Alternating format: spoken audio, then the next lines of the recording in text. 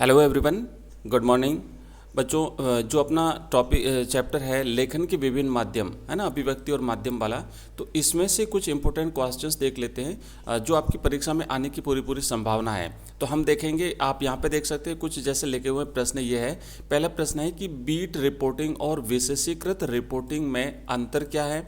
फिर है कि टीवी में सूचनाओं के कितने चरण होते हैं। तीसरा प्रश्न है कि पत्रकार का क्या दायित्व है, ये कितने तरह के होते हैं। चौथा प्रश्न है ड्राई एंकर पर संक्षिप्त टिप्पणी लिखिए। नेक्स्ट है इंटरनेट पत्रकारिता किसे कहते हैं, इसके दो प्रमुख लाभ बताइए। फोन इन का क्या आशय है। अगला क्वेश्चन है एंकर बाइट से आप क्या समझते हैं। नेक्स्ट है समाचार लेखन और 6 ककार का संबंध बताइए। अगला प्रश्न है कि संपादकीय लेखन क्या होता है, और फिर है स्तंभ लेखन किसे कहते हैं। तो आइए एक एक करके इन सारे प्रश्नों को और इनके अलावा भी कुछ जो इंपॉर्टेंट प्रश्न हैं उनको अपन देख लेते हैं एक बार एग्जाम में जाने से पहले। तो हमारा कंटिन्यू करेंगे क्योंकि इसका पहला भाग हम कंप्लीट देख चुके हैं। ऊपर आई बटन पर आपको लिंक मिलेगा, वहाँ से भी देख लीजिए अगर आपने नहीं देखा तो हम कंटिन्यू करेंगे। नेक्स्ट क्वेश्चन 24वां, जन समाज द्वारा प्रयोग में लाए जाने वाले जन संचार के कौन कौन से माध्यम हैं। तो अगर हम बात करें तो जन संचार के आधुनिक समय में 4 माध्यम हैं और उन 4 माध्यमों को हम देखेंगे। जन समाज द्वारा प्रयोग में लाए जाने वाले जन संचार के अनेक माध्यम हैं। पहला है मुद्रित माध्यम जिसे हम प्रिंट मीडिया कहते हैं। दूसरा है रेडियो, फिर है टेलीविज़न और चौथा है इंटरनेट। और ये जो अब अगर बात करें हम एक एक की, पहले मुद्रित माध्यम लेते हैं जिसे प्रिंट मीडिया कहते हैं। तो इस प्रिंट मीडिया में समाचार पत्र और पत्रिकाएं शामिल की जाती है। रेडियो जो होता है वो सुनने के लिए होता है, और टेलीविज़न में हम खबरें देखते भी हैं और सुनते भी हैं। तो टीवी देखने के लिए ज़्यादा महत्वपूर्ण है। लेकिन अगर हम बात करें इंटरनेट की, तो वर्तमान समय में तेज़ी से उभरता जनसंचार का माध्यम है इंटरनेट। सबसे लोकप्रिय माध्यम है इंटरनेट, क्योंकि इस पर पढ़ने, देखने और सुनने तीनों की आवश्यकता पूरी हो जाती है। नेक्स्ट क्वेश्चन है 5वां, उल्टा पिरामिड शैली की विशेषताएं बताइए। मोस्ट इंपोर्टेंट क्वेश्चन है, नोट करिएगा, जरूर आएगा आपके एग्जाम में। उल्टा पिरामिड शैली की विशेषताएं बतानी बच्चों। उल्टा पिरामिड होता है, देखो एक तो सीधा पिरामिड होता है, ये सीधा पिरामिड बनता है, ये सीधा पिरामिड होता है जैसे आपने मिस्र के पिरामिड देखे होंगे। और समाचार लेखन में उल्टा पिरामिड जो शैली अपनाई जाती है, ये उल्टा पिरामिड हो गया, ये उल्टा पिरामिड है। तो इस तरीके से जो है वो समाचार लेखन में इस पिरामिड को जो है वो फॉलो किया जाता है। तो उल्टा पिरामिड शैली की विशेषता यह है कि उल्टा पिरामिड शैली में समाचार का महत्वपूर्ण तथ्य सबसे पहले लिखा जाता है। मतलब जो इंपॉर्टेंट खबर होती है वो पहले लिखी जाएगी, उसके बाद घटते हुए महत्व क्रम में अन्य सूचना या तथ्यों को लिखा जाता है। फिर जो कम महत्वपूर्ण रहेगी वो बाद में लिखी जाएगी, उससे भी कम महत्वपूर्ण और बाद में लिखी जाएगी। तो ऐसे घटते महत्व क्रम में जो है वो लिखी जाती है चीज़ें। नेक्स्ट अगला है कि इस शैली में घटना, विचार, समस्या का विवरण काल क्रम के अनुसार न होकर महत्व के आधार पर शुरू होता है। तो इसमें काल क्रम का ध्यान नहीं रखा जाता है, बल्कि इंपोर्टेंस का ध्यान रखा जाता है, महत्व का ध्यान रखा जाता है। अगला क्वेश्चन है कि उल्टा पिरामिड शैली का चरमोत्कर्ष अंत में न होकर शुरू में ही हो जाता है। मतलब जो हाईएस्ट पॉइंट होता है वो शुरू में ही बता दिया जाता है। किसी भी खबर का जो सबसे महत्वपूर्ण तथ्य होता है वो शुरू में ही बता दिया जाता है, और इस शैली में कोई निष्कर्ष नहीं होता, एंड वाला भाग इसमें कुछ भी नहीं होता। नेक्स्ट है 26वां प्रश्न, जनसंचार के आधुनिक माध्यमों में मुद्रित माध्यम सबसे पुराना माध्यम है, समझाइए। हमने अभी जो 4 माध्यम देखे हैं ना जनसंचार के, प्रिंट मीडिया पहला, दूसरा है रेडियो, तीसरा है टेलीविज़न और चौथा है इंटरनेट। तो इसमें जो प्रिंट मीडिया है, मुद्रित माध्यम है, ये सबसे पुराना माध्यम है। ये कई बार प्रश्न भी पूछा जाता है कि आधुनिक जनसंचार के माध्यमों में सबसे पुराना माध्यम कौन सा है, तो वो है प्रिंट मीडिया। तो इसके बारे में आपको बताना है।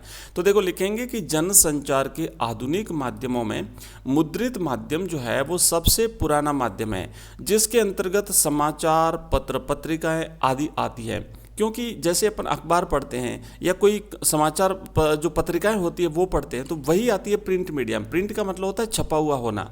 मुद्रण का प्रारंभ, अब अगर ये प्रिंटिंग की अगर बात करें, जो छपती हैं चीज़ें, जो वर्ण जो छापे जाते हैं, तो इसकी शुरुआत अगर हम बात करें तो ये चीन में हुई थी, और उसके पश्चात जर्मनी के गुटेनबर्ग में एक छापेखाने की खोज हुई थी। फिर भारत की अगर बात करें तो 1556 में गोवा में पहला छापाखाना खुला था, जिसका प्रयोग मिशनरियों ने धर्म प्रचार की पुस्तकें छापने के लिए किया था, आज मुद्रण कंप्यूटर के माध्यम से होता है। नेक्स्ट एक और इम्पोर्टेंट प्रश्न है बच्चों कि उल्टा पिरामिड शैली में समाचार के कितने हिस्से होते हैं उनके बारे में लिखिए।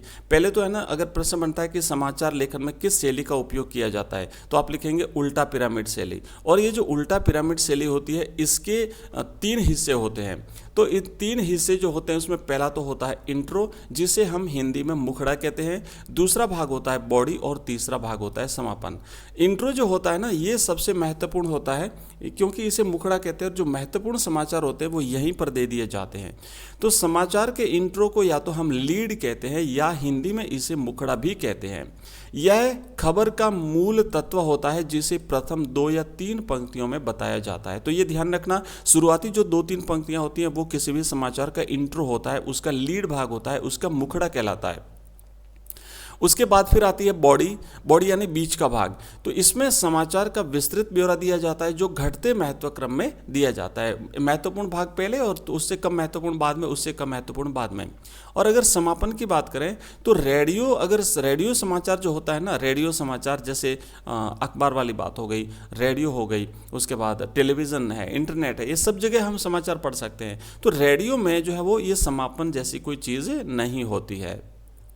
अगला क्वेश्चन है 28वां, जनसंचार के कौन कौन से कार्य हैं समझाइए। अब ये जनसंचार मतलब बच्चों, जनसंचार का मतलब ये होता है कि चीज़ों को एक स्थान से दूसरे स्थान पर, मतलब समाचार से संबंधित खबरों को एक स्थान से दूसरे स्थान पर आम जनता तक, लोगों तक पहुंचाना। किसी स्थान पर कोई घटना घटित हुई, किसी स्थान पर कोई विशेष आयोजन हुआ, तो ये लोगों तक आप सूचनाएं पहुंचाइए, तो ये जनसंचार कहलाता है। तो जनसंचार माध्यमों के कई कार्य होते हैं, उसमें से प्रमुख कार्य ये है। पहले तो है सूचना देना, कि जो कोई भी घटना हुई, मतलब जनसंचार माध्यमों का प्रमुख कार्य होता है सूचना देना। हमें उनके जरिए ही दुनिया भर से सूचनाएं प्राप्त होती है। तो पहला काम तो होता है जनसंचार का सूचनाएं देना। दूसरा काम होता है शिक्षित करना। लोकतंत्र में जनसंचार माध्यमों की एक महत्वपूर्ण भूमिका जनता को शिक्षित करने की है। शिक्षित करने से आशय है उन्हें देश दुनिया के हाल से परिचित कराना और उनके प्रति सजग बनाना। फिर है मनोरंजन करना। हम मनोरंजन भी करते हैं, आपने इंटरनेट के माध्यम से हम कई सारी चीज़ें देखते हैं, हम मूवी देखते हैं, हम जो है वो टीवी पर देखते हैं, रेडियो पर संगीत सुनते हैं। तो ये सारी चीज़ें हमें क्या करती है, हमारा मनोरंजन भी करती है। तो जैसे सिनेमा, टीवी, रेडियो, संगीत के टैप, वीडियो, किताबें आदि मनोरंजन के प्रमुख माध्यम भी है। नेक्स्ट है 29वां प्रश्न, रेडियो के लिए समाचार कॉपी तैयार करते समय किन प्रमुख बातों का ध्यान रखना चाहिए। बच्चों याद रखना इंपॉर्टेंट है कि रेडियो समाचार जब वाचन किया जाता है ना उसका, तो वो जो कॉपी लिखी जाती है उस कॉपी को पढ़ा जाता है। तो वो जो कॉपी तैयार करते हैं उसमें किन किन चीज़ों का ध्यान होना चाहिए। तो पहला तो यह है कि जो समाचार की जो कॉपी टाइप की हुई होनी चाहिए और साफ़ सुथरी होनी चाहिए, ताकि जब भी वो जो पढ़ेगा ना उसको समाचार पढ़ने वाला जब हम सुनते हैं तो वो लिखी हुई कॉपी को पढ़ेगा तो उसे कोई परेशानी नहीं आवे, जिससे समाचार वाचक या वाचिका बीच में अटक न जाए और गलत नहीं पढ़े या भ्रमित न हो। तो पहला काम तो होता है कि कॉपी टाइप की होनी चाहिए और साफ सुथरी होनी चाहिए। दूसरी बात होती है कि समाचार कॉपी कंप्यूटर पर ट्रिपल स्पेस में टाइप होनी चाहिए। याद रखिएगा, ट्रिपल स्पेस जो होता है, लाइनों के बीच में ट्रिपल स्पेस दिया जाता है, वो होना चाहिए। और फिर एक पंक्ति में ज़्यादा से ज़्यादा 12 से 13 शब्द होने चाहिए और ज़्यादा नहीं लिखना चाहिए। तो जो है वो पर्याप्त गैप रहेगा और साफ साफ दिख जाएगा। नेक्स्ट है, पंक्ति के अंत में कोई शब्द विभाजित ना हो, जैसे कि आधा शब्द यहाँ लिखा और आधा शब्द फिर वापस आगे लिख दिया, ऐसा नहीं होना चाहिए। पूरा शब्द जो है वो आना चाहिए। फिर है कि समाचार कॉपी में उच्चारण में कठिन शब्द, संक्षिप्ताक्षर या अंक आदि नहीं लिखने चाहिए। मतलब बोलने में अगर थोड़ा सा कठिन हो ऐसे शब्द भी नहीं लिखे जाने चाहिए। अगला क्वेश्चन नेक्स्ट बच्चों कि जनसंचार की सबसे मजबूत कड़ी क्या है। तो जनसंचार की सबसे मजबूत कड़ी है पत्र पत्रिकाओं या प्रिंट मीडिया। वाणी को शब्दों के रूप में रिकॉर्ड करने वाला आरंभिक माध्यम होने की वजह से प्रिंट मीडिया का महत्व हमेशा बना रहेगा। इंपॉर्टेंट है, जितने भी क्वेश्चंस लिए हैं बहुत ही इंपॉर्टेंट है। एक बार रीडिंग मार के जाइएगा, आपको जो है वो एग्जाम में बहुत हेल्प मिल जाएगी। नेक्स्ट 31वां, रेडियो के लिए समाचार लिखते समय अंकों को लिखने में क्या सावधानी रखनी चाहिए। तो कई बार जो अंक लिखते हैं ना वो क्योंकि रेडियो के लिए ही विशेष रूप से सावधानी रखनी पड़ती है। तो आप लोग इसे ध्यान से जो है वो थोड़ा सा सीखिएगा कि रेडियो के लिए समाचार लिखते समय अंकों को लिखने में विशेष सावधानी रखनी चाहिए। अब देखो कैसे सावधानी रखनी चाहिए कि 1 से 10 तक के जो अंक हैं उनको तो हमें शब्दों में लिखना चाहिए। जैसे मान लो 1 है तो हम ऐसे लिखेंगे 1, है ना, तो ऐसे 10 तक तो शब्दों में लिखेंगे, और 11 से लेकर 999 तक के अंकों को अंकों में लिखना चाहिए। लेकिन जैसे मान लो ये है तो इसे लिखने के स्थान पर ये जो, जैसे मान लो ये अंक लिखना है इतना बड़ा ना 2539444, तो इसे लिखने के स्थान पर हम लिखेंगे 25,39,444। तो उस समय क्या होगा कि जो वाचक है, जो पाठन का वाचन कर रहा है ना, उसको इस तरीके से एक एक गिनना नहीं पड़ेगा कि इकाई, दाई, सैकड़ा, हजार, ऐसे नहीं गिने, फट पढ़ लिया उसने 25 लाख ऐसे इस तरीके से, अन्यथा वाचक या वाचिका पढ़ने में परेशानी महसूस करेगी। नेक्स्ट है 32वां कि जनसंचार माध्यमों की विशेषताओं पर प्रकाश डालिए। तो जनसंचार के जो माध्यम होते हैं इनकी विशेषता इस प्रकार होती है। जनसंचार माध्यमों के जरिए प्रकाशित या प्रसारित संदेशों की प्रकृति सार्वजनिक होती है। जनसंचार का संचार के अन्य रूपों से एक फर्क यह भी है कि इसमें संचारक और प्राप्तकर्ता के बीच में कोई सीधा संबंध नहीं होता है। मतलब जैसे वहाँ से प्रसारित होता है, पाठक लोग देख लेते हैं, दर्शक देख लेते हैं। जनसंचार के लिए एक औपचारिक संगठन की भी जरूरत पड़ती है। औपचारिक संगठन के बिना जनसंचार माध्यमों को चलाना मुश्किल होता है। जैसे रेडियो का प्रसारण संगठन की ओर से ही किया जाता है, आम आदमी नहीं कर सकता इसे। अगला क्वेश्चन है नेक्स्ट हमारा 33वां है कि टेलीविजन लेखन में बुनियादी शर्त क्या है। तो टेलीविजन के लिए जब खबर लिखते हैं तो खबर लिखने की बुनियादी शर्त है दृश्य के साथ लेखन। ये मोस्ट इंपॉर्टेंट है बच्चों, याद करिएगा। जब दृश्य दिखाया जाता है ना, उसी समय उससे संबंधित खबर भी हमें मिल जाए। ऐसा नहीं हो कि दृश्य तो कहीं और का दिखाया जा रहा है और खबर कहीं और की चलाई जा रही है। दृश्य अर्थात कैमरे से लिए गए शॉट्स के आधार पर खबर बुनी जाती है। अगर शॉट्स बाजार का है तो खबर भी बाजार की ही होनी चाहिए, न कि जंगल की। यदि क्रिकेट खेल का दृश्य है तो खबर अजमेर के उर्स की नहीं होनी चाहिए, क्रिकेट की ही होनी चाहिए। अगला 34वां प्रश्न है बीट रिपोर्टिंग और विशेषीकृत रिपोर्टिंग में क्या अंतर है। देखो हमने जो प्रश्न देखे थे अभी शुरुआत में, तो उसमें पहला प्रश्न हमारा यही था। तो बीट रिपोर्टिंग में संवाददाता का उस क्षेत्र के संबंध या विषय में सामान्य जानकारी या रुचि हो, जबकि विशेषीकृत जो रिपोर्टिंग होती है उसमें विषय से जुड़ी घटनाओं, मुद्दों और समस्याओं का बारीकी से विश्लेषण होता है। बीट रिपोर्टिंग का मतलब तो होता है एक सामान्य जानकारी है तो चल जाएगा, लेकिन विशेषीकृत रिपोर्टिंग में विशेष जानकारी होनी जरूरी है। वो एक्सपर्ट होना चाहिए उस विषय का, उस टॉपिक का।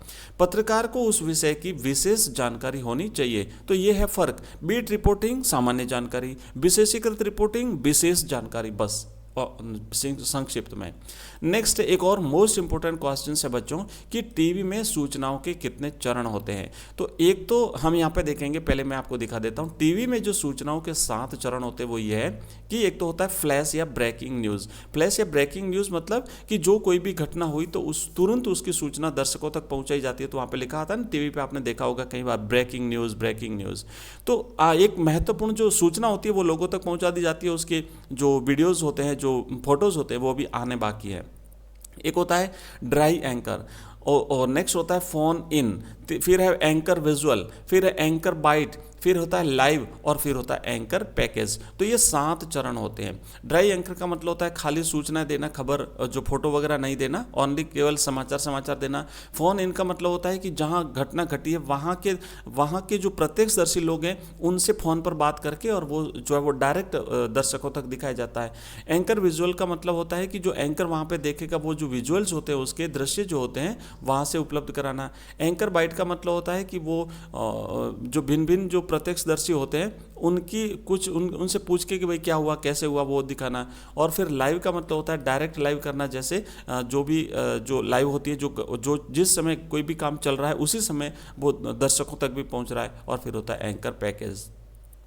अगला है प्रश्न हमारा कि पत्रकार का क्या दायित्व है और ये कितने तरह के होते हैं। बच्चों ये भी मोस्ट इंपॉर्टेंट क्वेश्चन है, अच्छी तरह से याद करिएगा कि पत्रकार का दायित्व है पाठकों अथवा दर्शकों तक सूचनाएं पहुंचाना, उन्हें जागरूक और शिक्षित करने के साथ साथ उनका मनोरंजन भी करना। और पत्रकार 3 प्रकार के होते हैं। एक होता है पूर्णकालिक पत्रकार, दूसरा होता है अंशकालिक पत्रकार और तीसरा होता है फ्रीलांसर पत्रकार। फ्रीलांसर पत्रकार है ना, फ्री।